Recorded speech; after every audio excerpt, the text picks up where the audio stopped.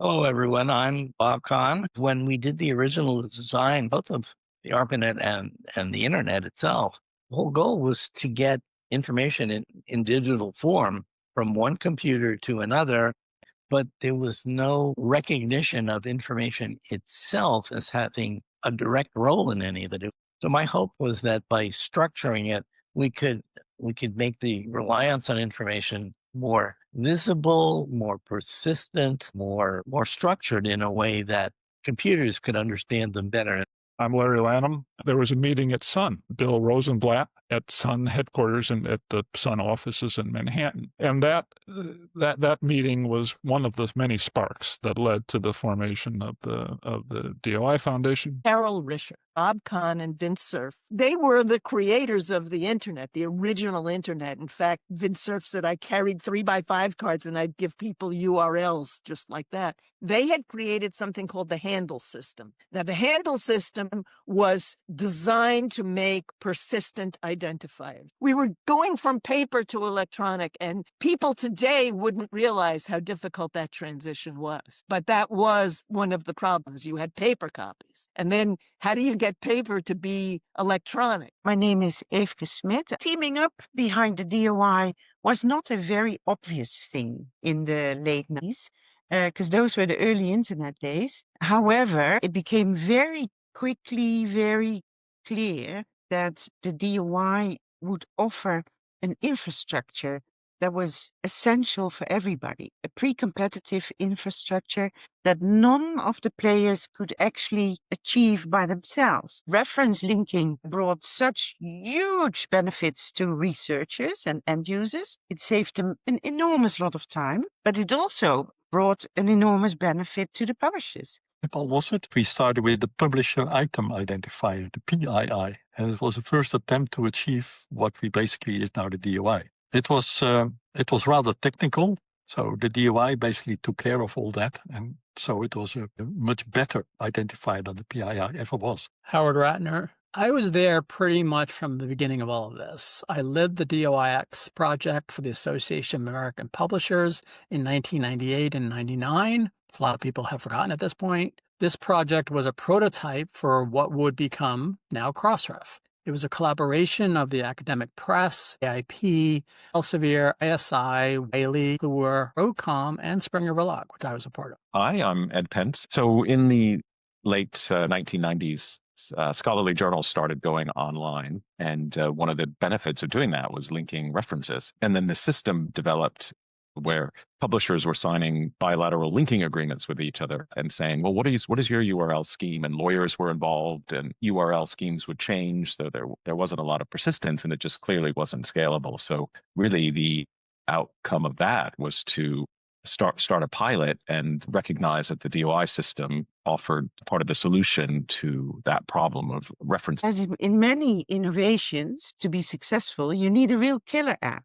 And the killer app that really made the DOI take off was, of course, reference linking. I'm Alice Meadows. The initial use case was citations, and they have been incredibly powerful in that area, partly for making it easier to track citations and measure them, but also in terms of discoverability, I think. So, it's clicking through directly to a citation rather than having to laboriously search for it or look it up or type it in or whatever, I think has been transformative. My name is Todd Carpenter. The DOI standard itself has evolved over time. It started out simply as a project developed by CNRI, Bob Kahn, and it had a variety of applications, but grew quickly after the formation and implementation of Crossref. In the early 2000s, it was developed and approved as a U.S. national standard by NISO, the National Information Standards Organization. It was brought to ISO and formalized within ISO as an ISO standard. So there is an ISO standard, ISO 26324. It's important too to think about standards are living things. They're living objects. And as community practice changes, as the technological infrastructure changes, there are important changes that are needed to standards. They need to be updated. They need to be regularly reviewed and considered. My name is Jan Brase. The DOI catapulted the datasets as first-class citizens in the publishing world, which was not the case before that. 21 years ago, when I started, there were always two questions coming up from the community. And the first question always was, why do you care about data? There is nothing valid in data. And the other question always was, why do you use DOIs? Because DOIs are evil. They are part of the publisher's scheme to monopolize the publishing world. My name is Hilke Koers. The DOI for scholarly publishing has been like an old friend that is always there for you. And one of those friends who have a really big, multi-purpose Swiss Army knife, ready to support you in many ways when you need them. The DOI was arguably the first persistent identifier to really take hold and make a difference to the scholarly stakeholder community. It's a key piece of infrastructure on top of which many workflows, processes, and tools are built. It's really become a standard way to identify the content and its associated pieces for the scholarly community. It's essential if you acquire the journal from another publisher that you still can use that same DOI to read the article, even if it is on a completely different platform. Basically, I would say that if you're saying that you're a scholarly publisher and you are not using the DOI, then you're not really a scholarly publisher. Technically, with the underlying handle system, which is brilliant, the ability that you can resolve any DOI in any handle server all over the world without knowing where the DOI comes from. That's, of course, is, from a technical standpoint, the game changer. My name's Jonathan Clark, and so if you need to identify something and track it through time, DOIs are just very good at doing that. The DOI system is relatively simple, and that's its strength. But it's very reliable and scalable. About 417 million DOIs registered today, and about half of them are Crossref DOIs. Between 1.5 and 2 billion resolutions every month globally. So that's actually a big system that's used by machines and people. Crossref and then DataCite were both very early ORCID integrators, and they developed this amazing auto-update functionality really quite early on, which I think many more people now are using, but it's a truly amazing option where you can give Crossref or DataCite and DataCite permission once to update your ORCID record directly. And as long as you then use your ORCID ID when you submit a dataset or a paper or whatever it might be, when that DOI for that entity is registered, it is immediately added to your ORCID record. My name is Matt Bass. It's really exciting to see the evolution and the services that are built on the DOI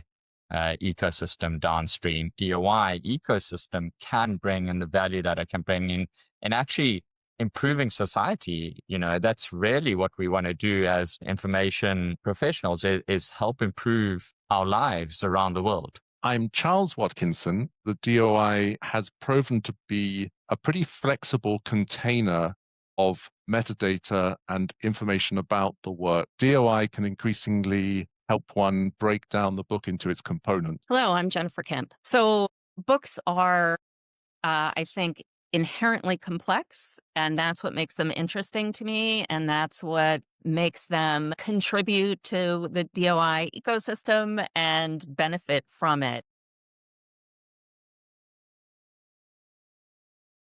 And the ways that I would recommend that it be improved is regarding changes and errors can be reported and corrected from both upstream and downstream users. The metadata that's contained within the DOI registrars like Crossref and DataCite are key components of the community, and they really do need to be maintained and preserved to help everyone involved. Their need for making metadata records as full as possible is at the top of my list of priorities. And I think for books in particular, and for chapter records of books, from what I've seen, those tend to be particularly skimpy, for lack of a better term. So I think adding in as much information as possible. I think we might well see more granular DOIs, so DOIs being assigned at a more granular level into the content. So that will mean more of them, and so we'll have to deal with that. And I think we'll see that particularly driven by AI. I, for one, am sure that the DOI will become even more relevant as a key enabler for trusted research, especially if we're able to really look strategically at the interconnections between identifiers for